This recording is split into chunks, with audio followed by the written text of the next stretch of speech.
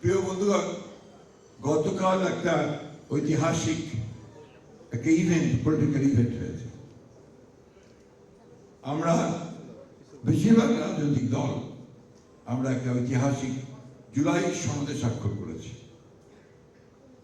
এবং এটা আজকে সত্যি বাংলাদেশের রাজনৈতিক ইতিহাসে একটা অনন্য ঘটনা যে রাষ্ট্র কাঠামো পরিবর্তন, মূলনীতির সংশোধন, একই সঙ্গে আমাদের রাজনীতিকে আরো স্বচ্ছ করা, জনগণের কাছে পৌঁছে দেওয়া, গণতন্ত্রকে সত্যিকার অর্থে গণতন্ত্রের প্রাতিষ্ঠানিক যে প্রতিষ্ঠানগুলো আছে সেগুলোকে প্রাতিষ্ঠানিক ভাবে আরো বেশি উন্নত করা এবং গণতন্ত্রকে গণতন্ত্রের মতো চলতে দেওয়া, গণতান্ত্রিক কৃষ্টি অর্থাৎ ডেমোক্রেটিক কালচারটা গড়ে ওঠা, এই ব্যাপারগুলো কিন্তু এই সমাজের মধ্যে সবগুলোই আসতে সক্ষম হয়েছে।